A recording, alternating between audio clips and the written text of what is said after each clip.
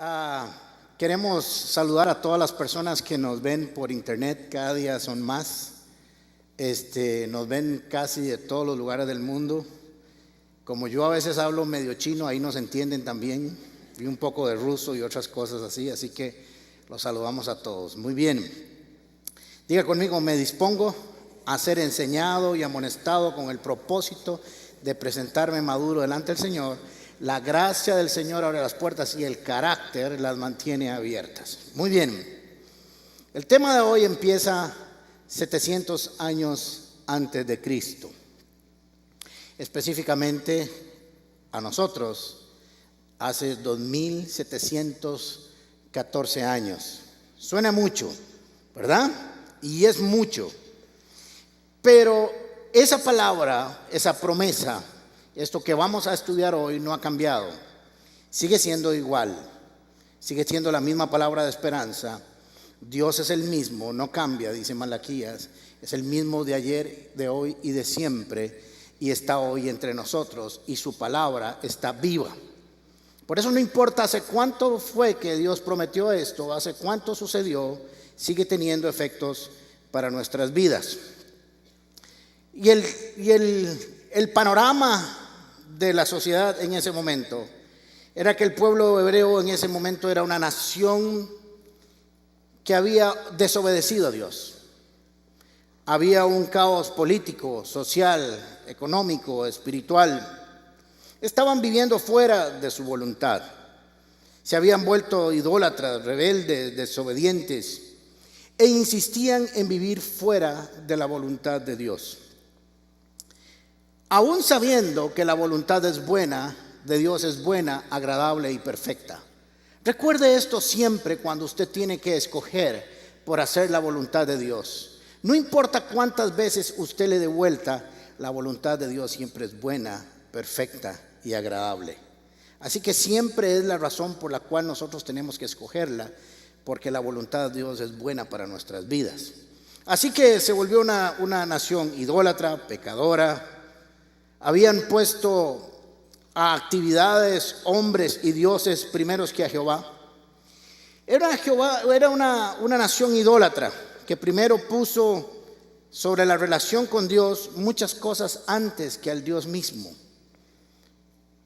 Los que estamos involucrados en la obra de Dios tenemos que tener cuidado de no involucrarlos más en las cosas de Dios que en el Dios de las cosas. Y nosotros como cristianos muchas veces nos relacionamos más con las bendiciones de Dios que con el Dios de las bendiciones. Y eso se vuelve idolatría. Así que este pueblo se había vuelto idólatra, desobediente, apartado de Dios. Tenía dioses falsos, porque solo hay uno verdadero. Y habían hecho, contextualizándolo en nuestros tiempos, habían hecho algunos dioses de nuestra época moderna. El trabajo, la empresa, el estudio, el gimnasio, el novio, el esposo, los hijos, la bici, la carrera, el Facebook. Todos habían venido en el pueblo de Israel a ocupar el lugar de Dios, el tiempo de Dios. Y quiero aclararlo, no es que trabajar es malo. La Biblia dice que el que no trabaja, que no coma. Y no es que ir al gimnasio es malo, es bueno, hay que hacerlo. Y es bueno también tener un novio o una novia o un esposo o una esposa o un hijo o una bici o un Facebook. Eso no está mal.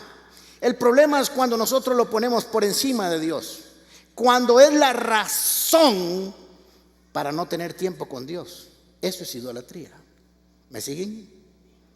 Cuando yo justifico que no puedo asistir a una casa paz o a un discipulado o a la iglesia porque tengo trabajo. En lugar de recordarse que el trabajo lo dio Dios para que seas bendecido, para que tengas tiempo para Él. Se nos olvida. Se nos olvida que Dios nos da la bendición de hacer ejercicio para estar fuertes, para estar en buen estado físico y anímico, porque también mejora. Pero para adorarlo y para servirle, no para servirnos. No para llegar a lo que se llama psicológicamente vigorexia, que es la enfermedad de estar en el gimnasio. La gente se preocupa porque algunos vienen a la iglesia muchas veces a la semana. ¿A quiénes los han criticado por eso? Dice, pero ¿qué hacen ustedes los cristianos yendo tantas veces a la iglesia? ¿Qué hacen ustedes los cristianos metidos ahí todos los domingos? No he visto a nadie que diga que va 6 veces por semana al gimnasio, 1:45, y que alguien le diga, ¿qué está haciendo ahí? Más bien le dicen, ¡qué carga! Se te nota, así como yo, cuadritos. No, los tengo dibujados, es que no se los voy a enseñar con Pilot. Pero estamos dispuestos a atacar más las cosas de Dios que las cosas de los hombres. Así que así estaba este pueblo. Necesitaba corregir su conducta, volverse a Él. Como un buen padre, Dios siempre hace advertencias. Dios nunca quita su mano, porque no es que castiga, es que Dios quita su mano de protección para que usted asuma las consecuencias de sus decisiones. Siempre hemos dicho, es que Dios castiga. No, Dios no castiga. Dios simplemente quita su vallado de protección para que cada uno asuma las consecuencias de sus decisiones. ¿Cierto o no? Claro que es más fácil culpar a Dios que asumir nuestra responsabilidad. Así que Dios siempre hace una advertencia. Y es extraño porque siempre que un padre o una madre hacen una advertencia a su hijo y le dice, tenga cuidado, Farid, mire por dónde va, le puede pasar esto, si no hace esto y si no hace lo otro, todo el mundo dice, qué buen padre. ¿Cierto o no? Qué buena madre, asumiendo su responsabilidad en la educación a sus hijos. Pero cuando Dios aparece y le dice, tengan cuidado, no hagan esto, no hagan lo otro, porque van por mal camino, entonces decimos, religiosidad, Dios malvado, Dios perverso, lo que quiere es nuestro mal. Es extraño, yo no entiendo la mentalidad del hombre, porque siempre las cosas de Dios las convierte para mal, y siempre la voluntad de Dios es buena, agradable y perfecta. Así que bajo estas condiciones, Dios levanta a un hombre, 700 años antes de Cristo. Se llama el profeta Isaías, cuyo nombre significa salvación de Jehová o la salvación es de Jehová. Y este profeta cumple su función durante 60 años casi. Se cree algunos que murió aserrado. Todavía no está confirmado, pero es lo que dice la tradición. Espero que no haya sido así. Y profetizó sobre 2 grandes temas. 39 capítulos del libro de Isaías están dirigidos a anunciarle al pueblo las consecuencias de su pecado. 39 capítulos advirtiéndoles que van a ser llevados a cautiverio, que va a venir otra nación y los va a llevar como esclavos y van a sufrir, no por castigo, sino porque Él va a quitar su mano de protección sobre ellos. Así que eso no nos gusta. No nos gusta que nos digan las cosas malas. ¿A quién le gusta que le digan cosas malas? Nadie, ¿verdad? Nos gustan las cosas buenas. Por eso nos gusta a veces ir a la iglesia cuando nos dicen cosas buenas. Yo lo he visto en las publicaciones que hacemos de las prédicas. Si es una prédica donde dice, no importa, Dios está con usted, Dios viene a su vida, Dios lo va a restaurar, que es todo cierto. Y que Dios está y que le va a cambiar su lamento en gozo y no se dice ninguna responsabilidad. 450 vistas. Cuando hablamos de que usted tiene que poner su vida en orden, de que usted tiene que dejar de pecar, 80. Porque no nos gusta. Yo oiría primero la otra, la que me dice lo que está mal, porque estoy seguro que si corrijo me irá bien. ¿Cierto o no? Es el mismo caso del dar. Dice la Biblia, mejor es dar que recibir. Y si yo pusiera hoy 2 grandes puertas aquí y pongo una dar y otra recibir, y le digo, hagan fila, todo el mundo iría a este lado. ¿Cierto o no? Entendiendo bien las escrituras, yo haría fila aquí. Porque si es mejor dar que recibir, ¿para qué voy a estar del otro lado? Pero nuestra mentalidad está viciada con nuestra antigua manera de pensar. Y 27 capítulos, a partir del 39, Isaías, inspirado por el Espíritu Santo, viene y anuncia la consolación, las promesas posteriores a la cautividad, las promesas de restauración, las promesas de un Mesías, la promesa de salir de la esclavitud para salir a ser bendecidos por Dios. Porque Dios nunca se queda en la confrontación, siempre lo hace con un propósito para la transformación. Siempre que Dios te hace una advertencia, no se queda ahí, siempre te lleva a la transformación, a la bendición. Así que quienes deseen ser bendecidos siempre tienen que estar dispuestos a recibir la advertencia. ¿Te lo repito? Todos los que desean ser bendecidos necesariamente tienen que aprender a recibir la advertencia. Sin advertencia no hay bendición, porque sería alcahuetería y Dios no es alcahueta. Así que el pasaje que vamos a leer está en la segunda parte, en el segundo tema que toca el profeta Isaías. Isaías 61, versículos del 1 al 3. Obviamente el profeta Isaías no está hablando de él, está hablando de la promesa del Mesías, del Salvador, del Libertador, del Consolador, del que traería una transformación a su dolor, a su ruina, a su desprestigio, a su dolor, a su luto, a su ceguera, a su presión, a su esclavitud. No está hablando de él.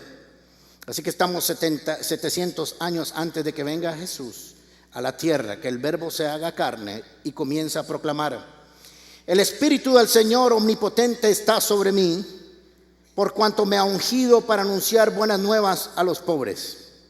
Me ha enviado a sanar los corazones heridos, a proclamar liberación de los cautivos.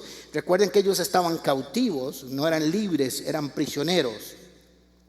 Y a libertad a los prisioneros, y a pregonar el año del favor del Señor y el día de la venganza de nuestro Dios. A consolar a todos los que están en duelo y a confortar a los dolientes de Sión.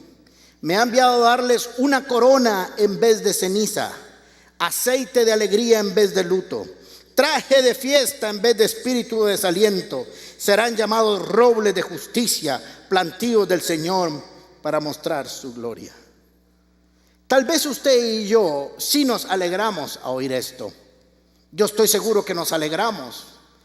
Pero imagínese un pueblo que había estado prisionero, esclavo, en situación económica angustiante. Algunos no solamente esclavos, sino prisioneros, con luto. Habían perdido el gozo, habían perdido la alabanza, habían perdido su relación con Dios.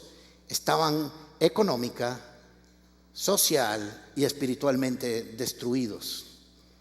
Y hay un profeta que anuncia que alguien va a venir, que un Mesías, que un ungido va a venir a transformar todo lo que estaban viviendo en ese momento. Pero hasta ahora sería solo una promesa, porque no es que dijo ya llegó, no es que el profeta dijo ahorita en la noche llega en el vuelo tal, ojalá que no sea en el de Malasia porque no llega nunca, pero hoy llega y mañana se le arreglan las cosas. No, era una promesa que Dios estaba dando, que iba a cumplir a su tiempo. La mayoría de las promesas de Dios requieren tiempo para verlas, porque requieren fe para que lleguen. No es que van a llegar, que no van a llegar si no tenemos fe, pero la fe nos va a mantener vivos, alerta hasta su llegada. Una promesa maravillosa de un libertador. Ahora tenemos nosotros aquí una promesa que recibió Israel. ¿Y cómo opera eso para nosotros? Porque nosotros también necesitamos un Mesías. Porque nosotros también necesitamos un libertador. Porque nosotros también necesitamos alguien que nos consuele. Porque nosotros también necesitamos alguien que nos quite la ropa de luto. Porque necesitamos alguien que nos ponga una corona de gozo en lugar de una corona de tristeza. También lo necesitamos. Así que Isaías profetizó y pasaron solo 300 años más. Uno dice 300 años más, pero en la historia de la humanidad es poco. Y la profecía guardó silencio. Desde Malaquías hasta el Nuevo Testamento, hasta el Evangelio de Mateo, no se volvió a oír un profeta. Dios no volvió a hablar. Dios guardó silencio por 400 años.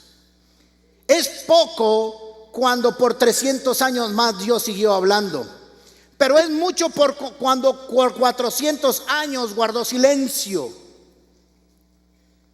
Así que un día esa promesa se tenía que volver una realidad. El pueblo de Israel se había quedado solo con dos cosas: la ley que tenían en sus manos para ordenar sus vidas y las profecías de los profetas, esperando que Dios cumpliera lo que ahí se había constatado en los manuscritos que tenían en sus manos. Dos cosas, y tenían que tener esperanza y fe para verlas hechas una realidad en sus vidas. Así que cuando fue el tiempo, cuando fue el momento, Dios decidió que cumpliría las promesas.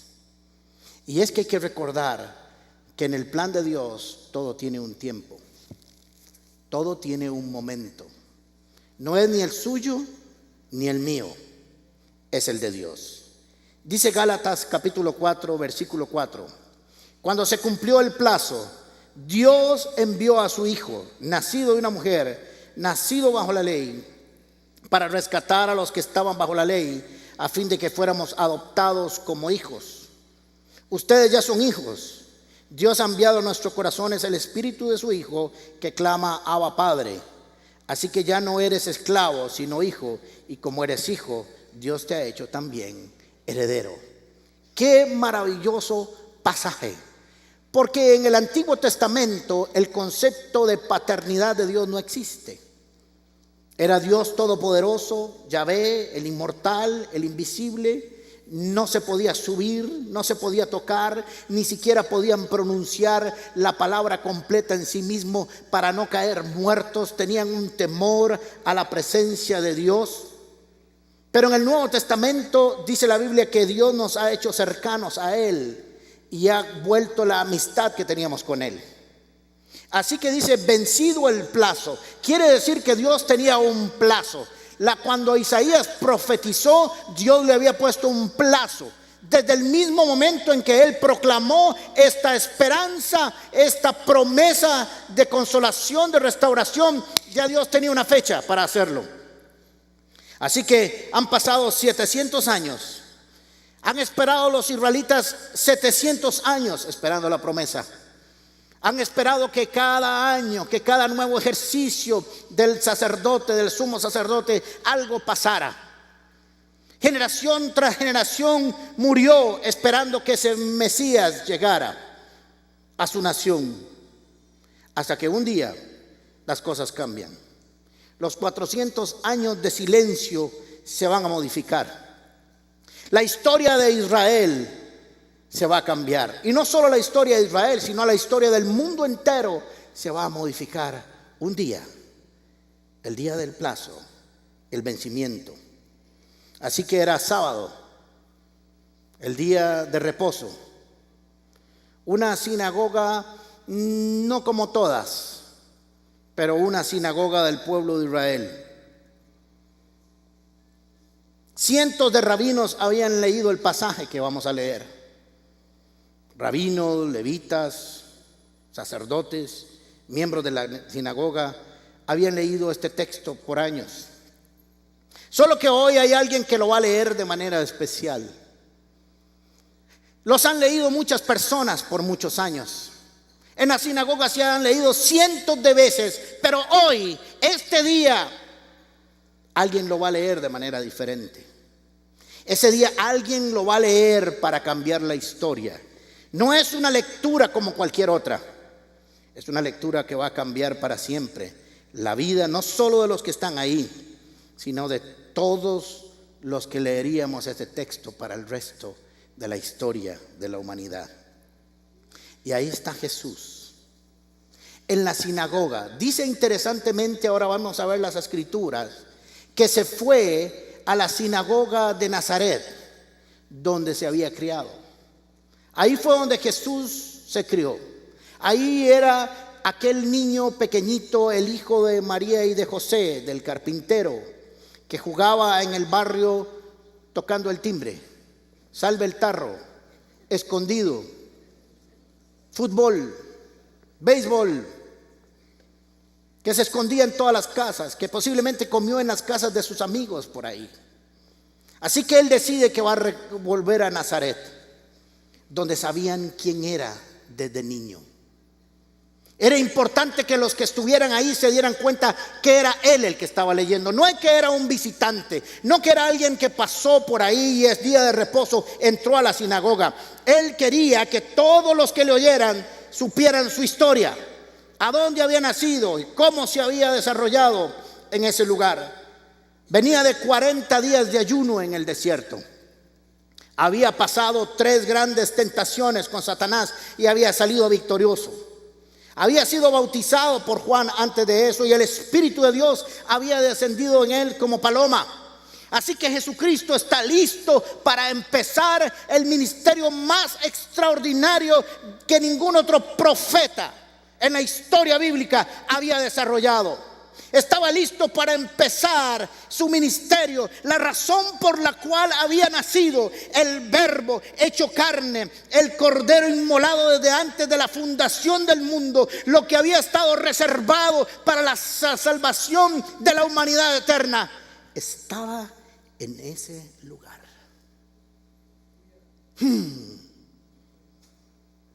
Isaías nunca supo cuándo iba a ser, solo lo profetizó. Los profetas siguieron anunciando y la historia continuó. Nadie sabría qué día sería, pero cuando se venció el plazo, Cristo vino, nació y está aquí. Se fue a su tierra. Asistía ahí, dice las escrituras, que acostumbraba a ir a esa sinagoga. Era la iglesia del barrio.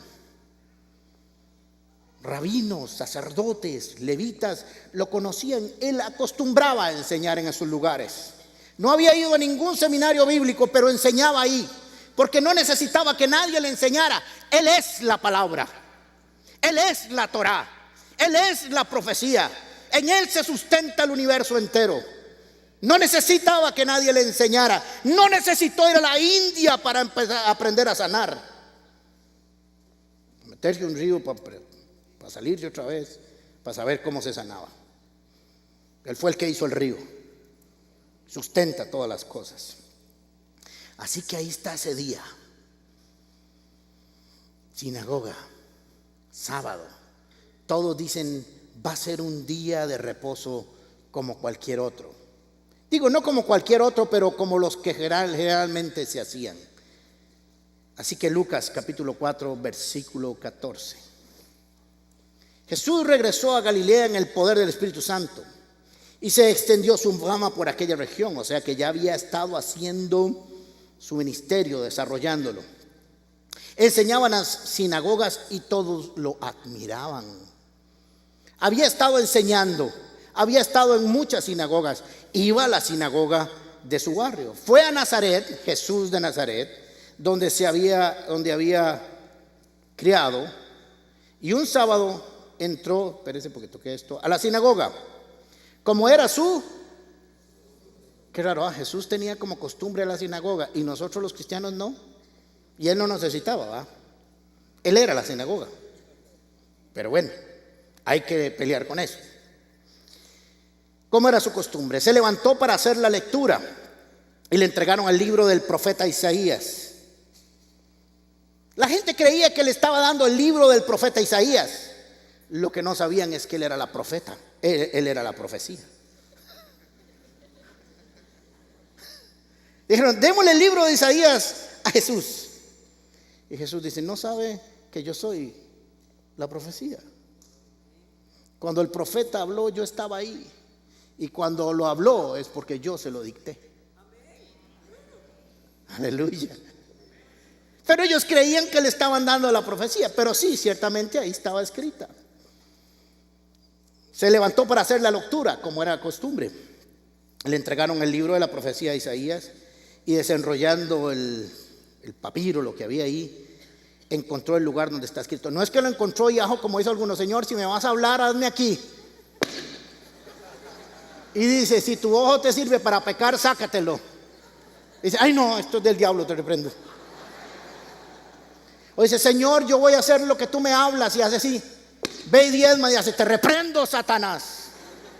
Bien. No fue eso. Fue que lo buscó, ¿verdad? Y comenzó a leer lo que estaba ahí en el libro. El Espíritu del Señor está sobre mí. Ahora, muchos lo habían leído, pero este lo estaba leyendo de manera especial. Porque no solamente era la palabra, sino que el Espíritu de Dios había descendido sobre él, para que lo que él dijera se cumpliera. Estoy a punto de llorar. El Espíritu del Señor está sobre mí, por cuanto me han ungido. Eso quiere ser embestido, equipado, conferido, encargado, capacitado, confirmado, dado poder y autoridad para anunciar buenas nuevas a los pobres. Me ha enviado a proclamar libertad a los cautivos y dar vista a los ciegos y poner en libertad a los oprimidos, a pregonar el año agradable del Señor. Y luego enrolló el libro, se lo devolvió al ayudante y se sentó. Pero falta parte del texto, ¿verdad? En la sinagoga se acostumbraba a que se hacían 7 lecturas. 7 lecturas cada vez que se reunían ahí. El sacerdote leía una vez, el levita leía otra vez y 5 de los asistentes leían. Cuando leían la lectura bíblica y hacían un comentario, algo que estaba siendo aplicado a sus vidas o algo para confirmar. Así que dice en el 20, luego enrolló el libro, se lo devolvió al ayudante y se sentó. Y dice más adelante, y todos los que estaban en la sinagoga lo miraron detenidamente. ¿Por qué? A ver, Jesús está aquí. Lee esta impresión. No sé cómo lo leyó, pero yo hubiera querido estar ahí. Lo leyó. Y la gente se tuvo que quedar así. Yo esto lo he oído un montón de veces, pero ¿cómo lo leyó este? Lo enrolló, se lo dio al ayudante y se sentó.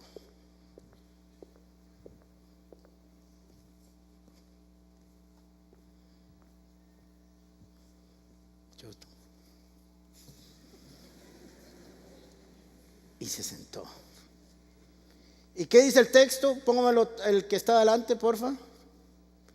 Todos estaban en la nueva, lo miraban detalladamente. Todos me están viendo, ¿verdad? Espero que me puedan ver. ¿Y usted sabe por qué se le quedaron viendo? Además de que era tan guapo como yo. No, dice la Biblia que no había belleza alguno para que no lo desearan. Porque le faltaba, ¿y qué dice? Había la costumbre de hacer un comentario, leer el texto, leer Isaías 61 y decir, bueno, seguimos esperando que la promesa se cumpla y tal y como Dios lo prometió en Isaías hace 700 años, esperamos que Dios mande su Mesías. Y todo el mundo decía, amén, y se sentaba. Pero aquí Jesús se fue a sentar y todos se le quedaron muy viendo y dijeron, ¿y el comentario? Pero este no lo iba a comentar. Y él comenzó a hablarles. Hoy se cumple esta escritura en presencia de ustedes. Casi que me toco así, me voy a ir solo para atrás.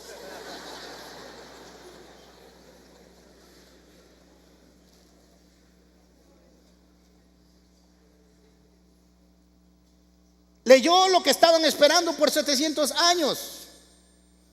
400 años hace que no hablaba ningún profeta. Bueno, Juan el Bautista comenzó a proclamar y a profetizar. Pero como este profeta no habría otro. Era el cumplimiento de la promesa. Así que no hizo ningún comentario. Lo que hizo es, ¿saben qué? Eso que leímos ahí Ese de quien leímos ahí, soy yo.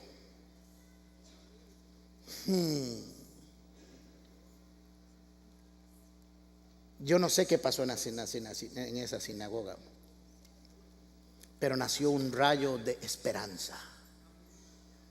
Ahora sí, lo que había prometido el Señor y lo que estábamos esperando ya llegó.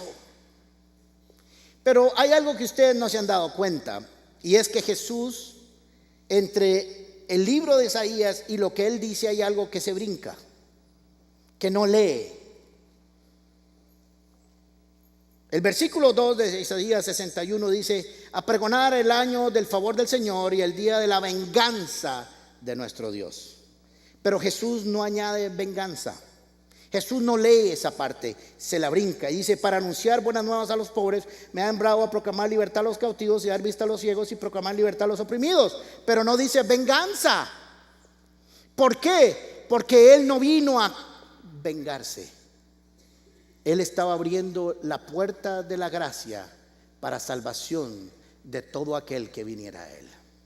Sería el tiempo de la gracia. Estaba abriendo las puertas de la esperanza, del perdón. Estaba abriendo las puertas de la reconciliación. Lo que antes no había sido posible por la ley, ahora Jesucristo lo haría posible. Lo que no había sido posible hacer por los hombres, Jesucristo lo iba a hacer. Lo que no hicieron los sacrificios día tras día en el altar de animales, ahora Jesucristo lo iba a hacer una vez perfecta y para siempre. Y nadie podría igualar su sacrificio. No había necesidad de más sacrificios. Él era el cordero inmolado desde antes de la fundación del mundo. Su sangre limpiaría todos los pecados, y lo que estaba antes deshecho y destruido por el pecado, ahora sería restaurado.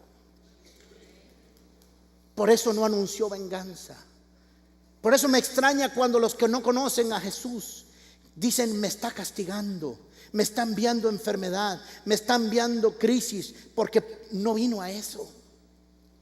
El mensaje de Jesús es: vine a traer esperanza, a hacer amistad con Dios. Y vencido el tiempo, como dice Gálatas, ustedes que no eran hijos, ahora serán llamados hijos y tienen un Padre. ¿Qué mensaje el de Jesucristo? Es un mensaje que no ha cambiado. Jesucristo no es un accidente en la historia de la humanidad. Es el plan perfecto de Dios para el hombre. Aunque el hombre no lo haya querido aceptar, Jesucristo vino, murió y resucitó para que tuviéramos vida eterna. Para que el pecado nos siguiera destruyéndonos y no nos apartara más de Dios. Anunciar buenas nuevas a los pobres. No solo a los pobres físicamente, a los pobres materialmente, sino también a los ricos que se consideran pobres, que no importa cuánto dinero tengan, nunca se va a comparar con la riqueza que Dios les puede dar. Si hay un flagelo sobre la faz de la tierra, es la pobreza.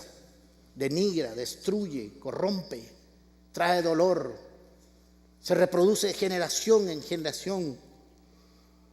Por eso los políticos tocan tanto ese tema, porque es sensible. Jesús vino para traerles una nueva noticia y para cambiar su estado.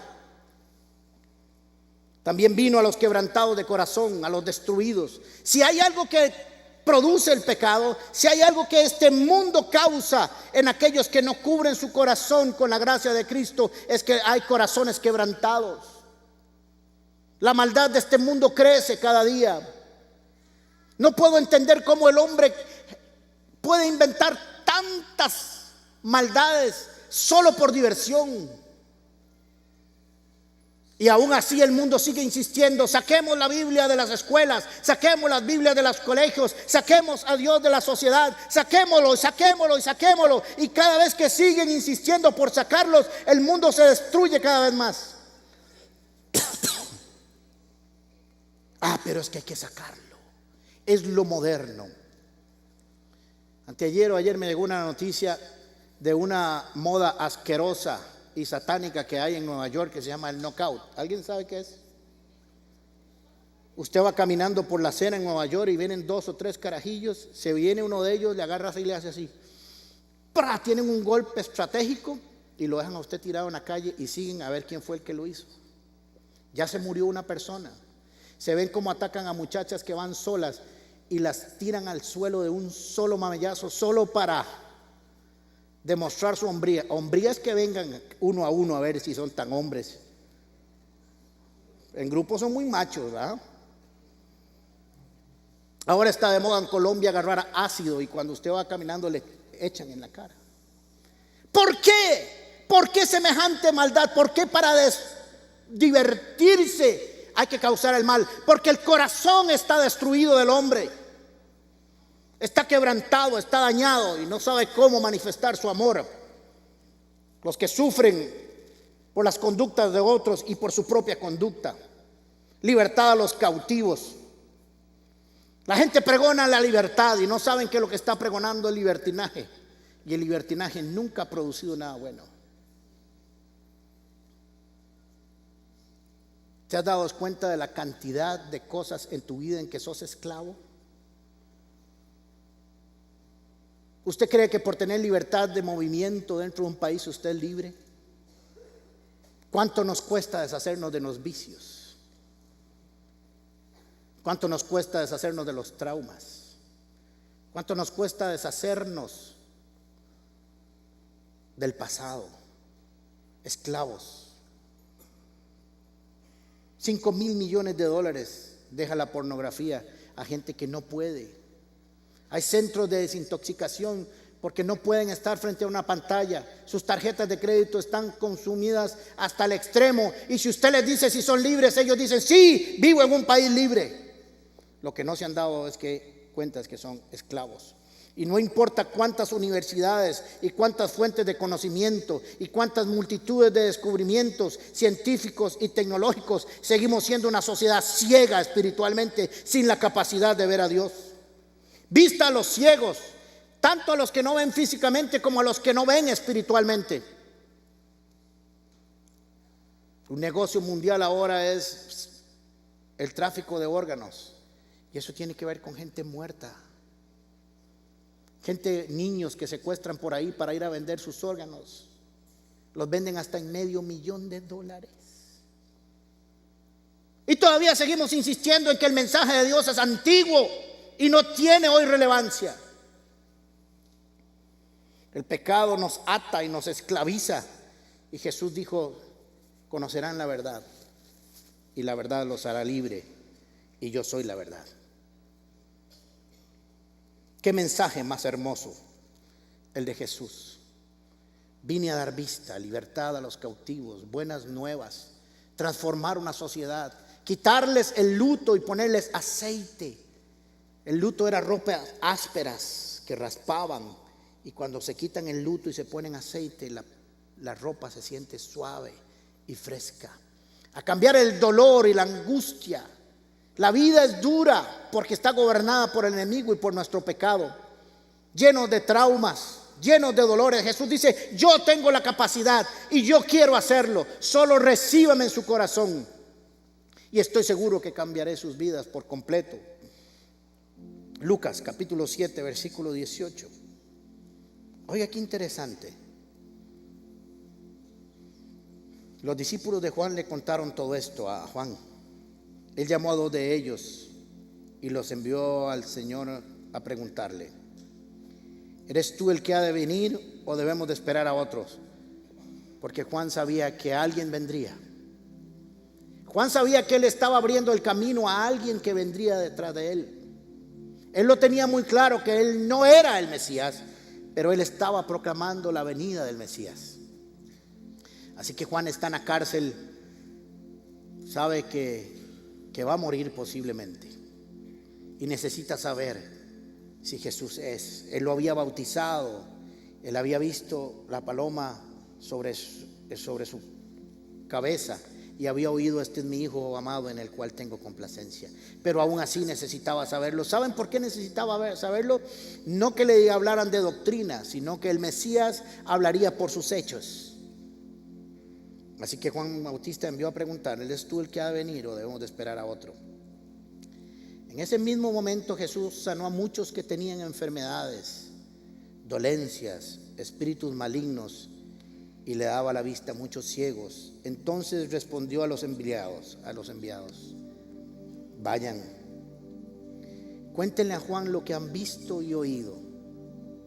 Los ciegos ven, los cojos andan, los que tienen lepra son sanados, los sordos oyen, los muertos resucitan, y a los pobres se les anuncian las buenas nuevas.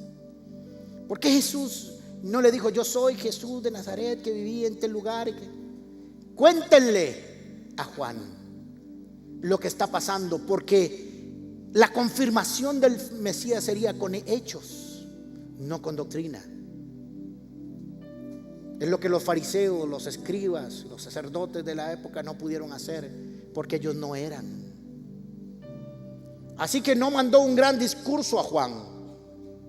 Solo vayan y cuéntenle a él lo que yo hago. Y cuando le contaron, Juan se acordó de Isaías 61 y dijo: ciertamente esto solo lo puede hacer el Mesías.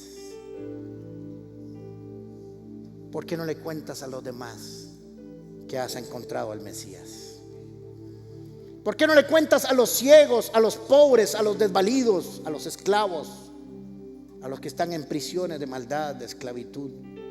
¿Por qué no le cuentas que te encontraste con el Mesías? Ellos no necesitan oír mucha doctrina, solo necesitan saber lo que Cristo ha hecho en ti. Nada más, porque la historia del Mesías son hechos y no cuentos. Cierra tus ojos un momento. No sé cómo está tu corazón. No sé si hay prisión en tu vida. No sé cómo estás, pero estoy seguro que Jesús sí. Y la misma promesa que estaba en Isaías y el mismo cumplimiento de la profecía en Lucas capítulo 4 está hoy disponible para ti. Dios quiere cambiar tu luto en baile, tu luto en gozo. Quiere darte vista, no solamente físicamente si tienes ceguera física, sino la espiritual, la mejor, la que trasciende, la que puede ver a Dios.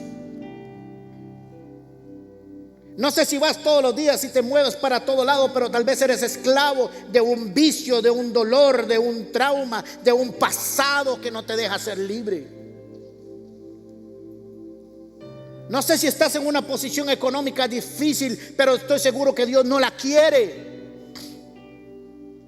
No puede haber gozo humano en escasez.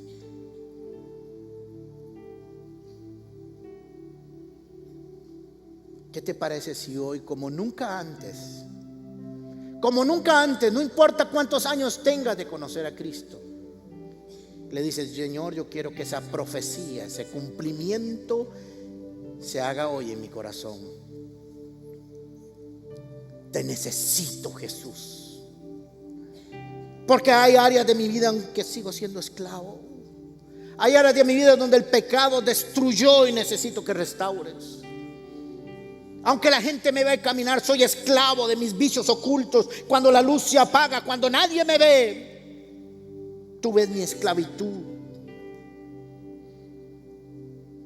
porque solo tú puedes saber cómo llora mi corazón cuando se apaga la luz, aunque todos crean que soy feliz. Dile: Señor Jesús, tú eres mi Mesías, tú eres mi Salvador, a ti vengo. Yo creo en tus promesas, cúmplela en mí, porque hoy abro tu corazón para que se haga en mí conforme a tu voluntad. Siga orando. Hay personas quebrantadas de corazón que la historia de sus vidas les ha causado mucho daño. Aún siendo cristianos, algunos actos actos de otros o tuyos te han traído dolor, necesitamos ser cambiados. Cristo quiere cambiarte, Cristo quiere sanarte, Cristo quiere restaurarte. Ven a Él, entrega tu vida. Aunque te llames cristiano hace mucho, vamos a seguir cantando. Yo quiero que usted siga delante de la presencia de Cristo en el cumplimiento. Si quieres, siéntate en aquella sinagoga aquel día, aquel sábado, y mira cómo Jesús declara que hoy se ha cumplido esta palabra para ti. Pero quiero decirte algo, que conforme la verdad de las Escrituras, Cristo Jesús hoy te dice: hoy se ha cumplido esta Escritura delante de ti para todo aquel que cree. Vamos a seguir adorando y vamos a repartir los elementos hoy de la cena del Señor que vamos a compartir, y vamos a estar adorando al Señor. Que todo lo que soy alabe al Señor con todo mi corazón. Siga alabando al Señor. Cantaré tu nombre, alabaré.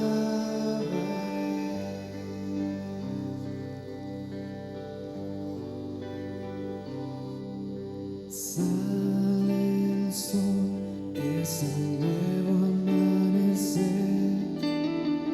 Cantaré a ti otra vez, sea lo que venga, confiaré en ti. Alabaré mil anochecer. Sí, Señor. Que Todo lo que soy, con todo su ser, alabe al Señor alabe al Mesías, alabe a su Dios, alabe a su Cristo. corazón. Él vino para cambiar tu vida, para restaurarla. Cantaré tu nombre, alabaré.